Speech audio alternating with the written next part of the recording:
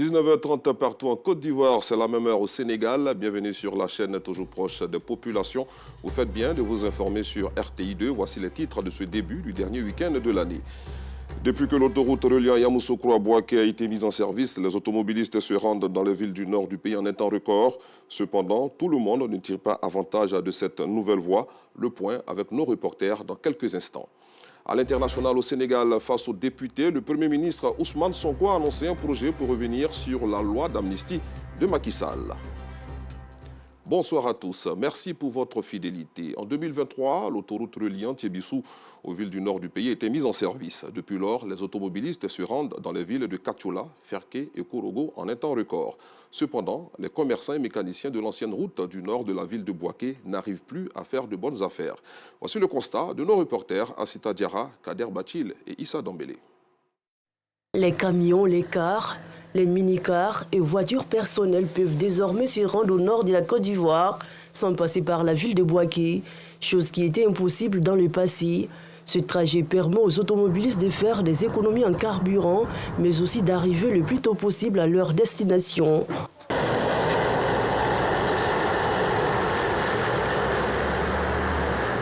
Vraiment, ça nous fait du bien. Une autoroute qui fait également la joie des vulcanisateurs. Notre travail, ça demande des transports poids lourds. Donc on a fui, on est venu, c'est installé ici. Ça fait 1 an et demi. Bon, ici, on se débrouille pas mal. Donc on est là. Mais ce qu'on gagne ici, avec l'autre côté. Toutefois, certains conducteurs de poids lourds énumèrent quelques difficultés. Le problème que j'ai constaté, c'est qu'il n'y a pas de parking. Si une nouvelle autoroute là, on peut dire qu'il n'y a pas de marché à côté. Quand il y a un petit pan, dès que tu regardes tes prochains, c'est comme tu es là le fatigué. Nous, l'État peut nous aider pour avoir le parking. Ça va nous arranger. Vraiment, sinon on est ici, c'est pas trop mal. Le chauffeur me se plaint. Quitte à Abidjan, Zouga ou Angoro, il n'y a pas coin de repos. À l'autre côté de l'autoroute, dans la ville de Bouaké, les commerçants de la grande voie qui mène au nord du pays sont angoissés. Ils ont du mal à écouler leurs marchandises. Avant, les gars venaient ici, là, ça marchait très bien, mais maintenant, là, ça ne marche plus.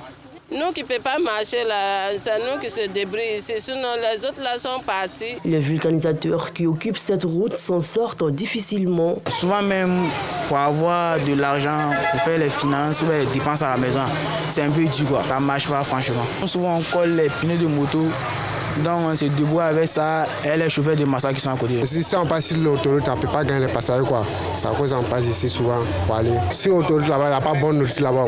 Donc il y a des passagers qui viennent passer ici pour manger avant de partir. À quelques mètres d'ici, au corridor nord, par manque de clients, responsables et employés de ce garage automobile passent leur journée autour des tasses d'été en décortiquant l'actualité. On se débrouille un peu, mais ce n'est plus comme avant. Voilà, tous les camions sortent sur l'autoroute. Bon, nous on est là, bon, ce n'est plus ça quoi. C'est les amis qui sont là, ils viennent en cours seulement. S'il fait soit on se quitte quoi. On voulait un changement, voilà, parce que l'autoroute a passé là-bas. Il faut que nous on gagne un autre site pour s'installer là-bas. D'ici le temps d'une solution pour commerçants et mécaniciens, les véhicules de cette autoroute internationale circulent en toute quiétude et arrivent à leur destination dans un temps record. Rappelons que l'autoroute du Nord fait partie d'un grand projet autoroutier structurant d'intégration sous-régionale. Intéressons-nous à présent à la fabrication du tchapalo ou dolo, une boisson consommée et aimée par de nombreuses personnes. Mais comment se produit-elle? Quelles sont les étapes de fabrication de ce breuvage traditionnel? Voici donc des éléments de réponse avec nos reporters Assita Diarra, Abdoulaziz Daramé et Kader Bachil qui étaient dans la commune de Koumassi. Cette boisson appelée communément tchapalo ou dolo est une bière traditionnelle faite à base de céréales. Elle est cuite au feu de bois dans de nombreux pays en Afrique.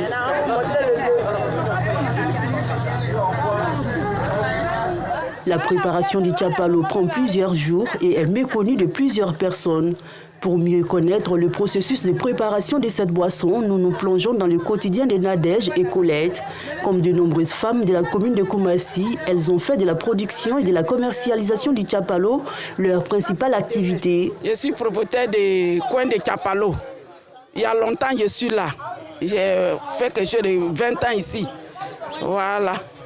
Maintenant pour tchapalo, c'est pas un truc, c'est une boisson locale qui est bon. Tout le monde, il y a beaucoup de gens qui aiment ça. Nous aussi, on s'en sort un peu dedans. Première étape, on met le sorgho dans le barrique. Après, quand on met dans le barrique, on met l'eau. Quand on met l'eau, pendant 2 heures du temps comme ça, et puis on enlève, on étale. Après, on étale pendant 3 jours. Et puis 3e jour, on sépare tout, on remet, on met dans le sac. Quand on met dans le sac, le lendemain, on cherche, ça devient sec. La première étape terminée, la farine déjà bouillie est filtrée à l'aide d'un panier traditionnel fait à base de lianes. Le liquide obtenu après filtration est encore mis au feu 4 à 5 heures. Quand ça vient de moulin, comme ça ça devient. On fait ça en poudre. Sans le poudre, maintenant on met dans le barrique et puis on mélange. Enfin, on laisse les liquides tiédir durant une nuit afin qu'ils fermentent. On peut aussi y ajouter un peu de levure pour que la production se fasse rapidement. Quand c'est prêt, on fait rentrer dedans. Dans la maison, demain matin, bonne heure, très tôt le matin, on vient, on extrait l'eau qui est en haut là, et puis on met au feu encore. C'est ça même qui prend le temps. Maintenant, en bas là, on extrait ça, on enlève l'eau là dedans.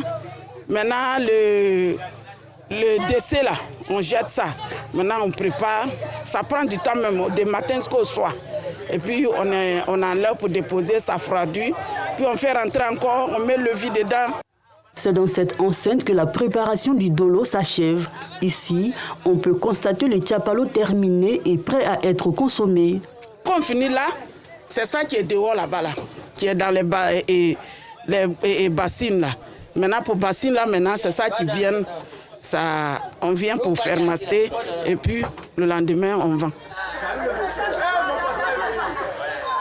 Les clients apprécient cette boisson. Pour eux, le dolo regorge beaucoup de vertus. Je ne connaissais pas le tchapalo grâce à un ami du quartier qui m'a envoyé une fois ici. Nous sommes venus déguster, on a essayé de déguster, j'ai vu que c'était une boisson qui était c'était bien. Et quand tu prends, tu es constipé, tu bois, tu as la possibilité d'aller à la scène très, très facilement. Je bois tchapalo parce que tchapalo est très important pour moi. Tout le monde n'est pas des mêmes organismes. Sinon, ma mère faisait tchapalo, je suis habitué à tchapalo. Et je continue à boire tchapalo, ça me fait du bien. L'attachement aux racines est aussi évoqué. Nous tous, on est nés dans ça. Notre maman voulait, on fait tout, les petits, jusqu'à les grands dedans. Donc, chaque fois qu'on voit ici, nous, on vendait avec le tchapalo aussi, on fait s'aider ici, avec la joie, on boit ensemble, on fait tout ensemble. On est des années, on a fait tout, des 20 ans ensemble ici même. C'est la joie qui est ici. Le tchapalo est une boisson traditionnelle prisée par ses consommateurs. Mais prudence, il ne faut toutefois pas en abuser. Autre chose à présent, notre culture se perd, donc il faut la préserver. En tout cas, c'est ce que s'attelle à faire l'association Clochi des chefs de terre et de poro de Tengrela et Kolia. En 2016, cette association a été mise en place pour la pérennisation de la culture sénoufo. Récemment, ils se sont réunis pour réaffirmer cette volonté devant les autorités administratives. Les détails avec Clément Boko. Peuple originaire du nord de la Côte d'Ivoire, le Sénoufo est reconnu comme un peuple attaché à sa culture. C'est justement cette tradition que l'association Clochi des chefs de terre et de poro de Tengrela et de Kouto entend pérenniser avec cette assemblée générale ordinaire. Clochi couvre le département de Tengrela et de Kouto. Mais l'objectif est de se déployer dans toutes les contrées sénoufo sur le territoire national, voire même à l'international. Nous espérons y arriver. Oui, la culture sénoufo, comme l'a dit le ministre de Songi, est un motif de fierté. Elle mérite d'être perpétuée. Perpétuation qui ne peut se réaliser que par sa valorisation en toutes circonstances et en tout lieu par les contemporains que nous sommes, mais aussi et surtout par sa transmission à la descendance. Représentant le préfet de Kouto à cette réunion, le sous-préfet de Kouto a salué l'initiative et a encouragé les promoteurs à rester résilients dans ce combat. Un vœu cher au parrain de l'association, le ministre Konedo Songi, qui dit « La culture sénoufo constitue un patrimoine précieux et qui nécessite notre dévouement pour assumer une responsabilité sacrée, celle de la préserver et la transmettre aux générations futures. Et puis le club loisirs et sport de la Sodexam a initié une journée culturelle et sportive ce dernier vendredi de l'année. Une journée pour marquer un arrêt après plusieurs mois de travail en vue de décompresser. Suivant nos coachs, Nou Sangaré et Gilles Tonia. Journée sportive et culturelle dédiée aux agents de la Sodexam. Ces agents ont tout rangé ce dernier vendredi de l'année pour s'adonner à des activités sportives et culturelles.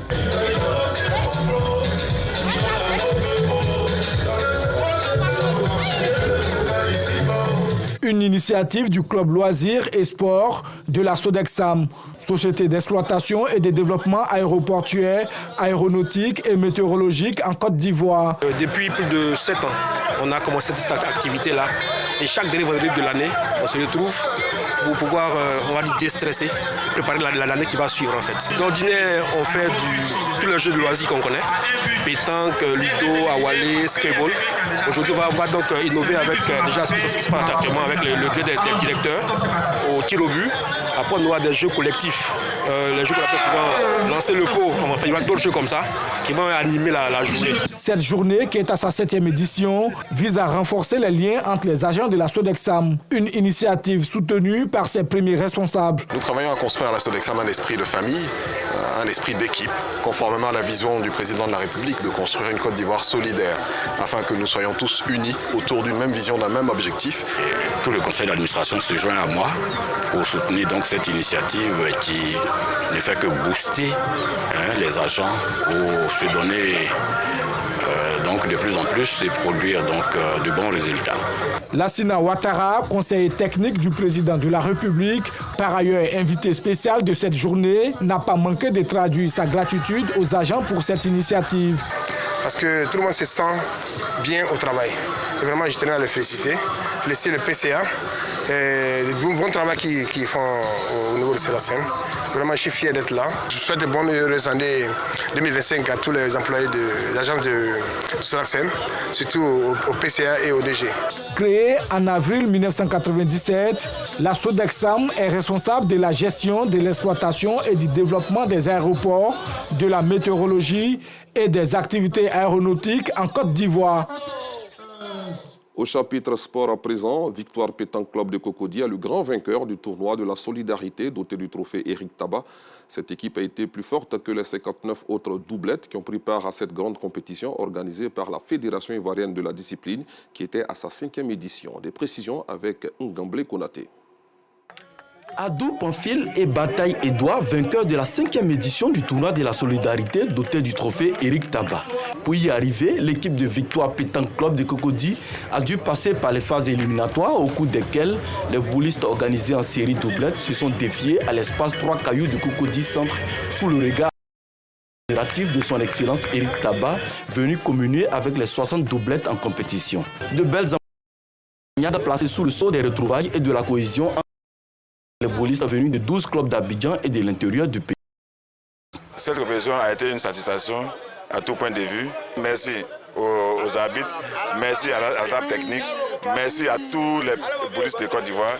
Après 9 heures de compétition marquée par une quarantaine de parties disputées, le choc final oppose Victoire Pétanque Club de Cocody et Komoué Pétanque Club de Makori. Une affiche qui tourne à l'avantage du duo de Cocody qui l'emporte 11-7 au bout de 45 minutes de jeu face à la doublette Ampera-Rookie. On a bataillé, on a cravaché, voilà, quand le vent s'est marré, nous sommes victorieux. Voilà, vraiment, nous sommes contents de faire plaisir à notre président qui est aussi de la commune. Ça a été une fête et moi je suis très heureux parce que j'ai vu. Et j'ai vu une finale aussi exceptionnelle. En tout cas, c'est ça les vétérans, c'est la sagesse, c'est vraiment, je suis très heureux. Et je suis heureux aussi d'être donc officiellement président d'honneur. Et je pense que ensemble, on fera beaucoup de choses. Comme les années précédentes, les 8 meilleurs au classement général ont été honorés, clôturant en beauté ce championnat organisé par la Fédération ivoirienne de pétanque. Bataille Edouard et ses amis seront certainement plus nombreux lors de la prochaine édition du tournoi de la solidarité, destiné à consolider les liens entre les boulistes ivoiriens. Toujours en sport, le Festival des Arts et de la Culture d'An, dénommé Tongpi Niidale, a servi de cadre de présentation du trophée de la Coupe du Monde de Maracana, remporté à domicile par les éléphants maracaniers. Ce bel objet d'art a été accueilli par les populations de la région dans une ambiance chaleureuse. Voici donc le témoignage de Arsène Kwasi et Metch Samuel. Il est 15h30 lorsque le bombardier Q400 atterrit sur la piste de l'aéroport de Mans. Le président de la Fédération internationale de Maracana Association, Bleu Louan Charlemagne, est le premier à fouler le sol, suivi des champions du monde, Ascendi Williams et le capitaine Guy Placide, qui brandit fièrement le trophée de la Coupe du Monde de Maracana. Après les civilités, le cortège prend la direction du centre-ville pour rejoindre le conseil régional de Mans, spécialement aménagé à l'occasion du festival Tongpi Niidale. Grâce à eux, nous avons eu ce trophée-là. Il fallait venir vers eux. Je pense que c'est la Côte d'Ivoire qui gagne. Nous sommes très fiers d'avoir rendu heureux nos parents. Mais ça, c'est grâce à Dieu, mais grâce aussi au président de la République, à son leadership. C'est lui qui a organisé avec donc le maître d'ouvrage Robert Begré-Mambé et son délégué Adjé Metch Silas. Personne n'a voulu manquer l'occasion de voir de près le prestigieux trophée de la Coupe du Monde de Maracana. Nous avons prouvé aux yeux du monde, en prenant la Coupe du Monde, sous l'impulsion d'Alassane Ouattara, qu'avec Ado, nous sommes un pays vainqueur et que nous gagnerons toujours. Tout le monde est content des trophées que mon fils a envoyés aujourd'hui à Tongpi. Vraiment, on est content.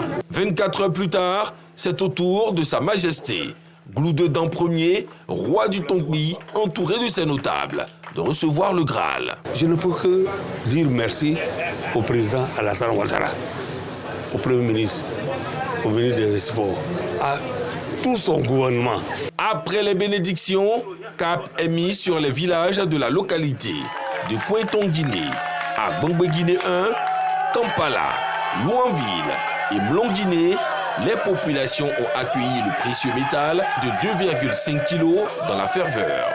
Autre temps fort de cette tournée, le tournoi de Maracana en nocturne, remporté 4-3 par l'équipe de Guiglo aux dépens de Mans FC. Chez les dames, l'équipe de l'Agoué Maracana Club de Mans s'est imposée 4-0 face à Santé Maracana Club. Tout comme le Maracana, les jeux patrimoniaux étaient également à l'honneur. Comme en témoigne la course de masques, la lutte et le jeu de force, sous le regard admirateur des autorités locales ainsi que du président du conseil régional du Tongpi. La venue de la Coupe a donné de l'engouement à notre événement. Il y avait des raisons de coupler le Maracana avec les sports et jeux du patrimoine à l'occasion de Niidale. Le trophée de la Maramonde séjournera durant 5 jours dans la région du Tongpi avant de poursuivre sa tournée nationale. Parlons à présent de la magie de Noël. Les enfants de Sagbé ont reçu des jouets de la part de Madame le maire de la commune d'Abobo. C'était l'occasion pour elle de permettre aux tout-petits en situation de précarité d'avoir le sourire durant cette fête. Compte rendu, nous Sangaré, Abdoulaziz Daramé et Kader Bachil. Abobo, quartier céleste, c'est dans une ambiance festive que les enfants des familles à faible revenu ont reçu des cadeaux lors de la fête de Noël.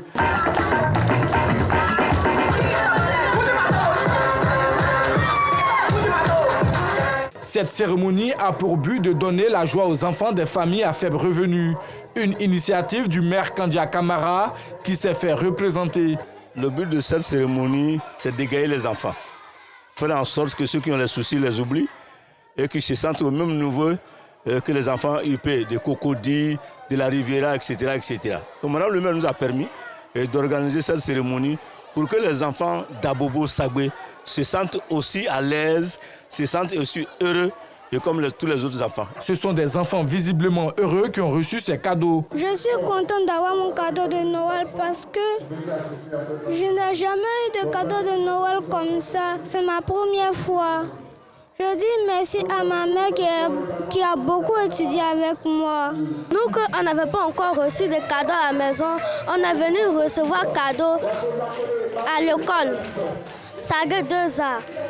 Je remercie Maman Kandia Kamara pour avoir donné ce cadeau à tous les élèves. Une joie que cette mère ne manque pas d'exprimer. Je remercie Madame le maire pour tout ce qu'elle fait pour nous à Bobo. On est content d'elle. Si la Noël se positionne comme la fête par excellence des enfants, cela n'a pas empêché certains parents de montrer leur talent de danseur.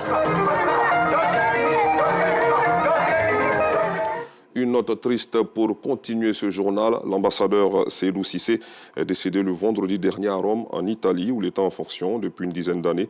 Il était le représentant permanent de la Côte d'Ivoire auprès de la FAO, le FIDA et le PAM. Son décès est survenu des suites d'une courte maladie et sa dépouille est attendue à Abidjan ce jour. Toutes nos condoléances à sa famille biologique et à ses proches. Dans l'actualité internationale au Sénégal, le Premier ministre Ousmane Sonko a annoncé ce vendredi que son gouvernement soumettrait un projet de loi visant à abroger la loi d'amnistie promulguée par l'ex-président Macky Sall. Cette loi concernait les événements violents survenus entre 2021 et 2024, durant lesquels des dizaines de personnes ont perdu la vie dans des affrontements politiques. Hors du continent, en Corée du Sud, les députés ont voté ce vendredi la destitution du président par intérim Han Duck-soo, l'accusant d'avoir activement participé à l'insurrection après la tentative avortée de son prédécesseur Yoon Suk-yeol d'instaurer la loi martiale le 3 décembre dernier. Sa destitution intervient 2 semaines après celle du chef de l'État qui doit encore être confirmée ou infirmée par la Cour constitutionnelle. Point final, merci d'avoir suivi cette édition. À demain, 19h30 sur RTI2. Bon week-end à tous.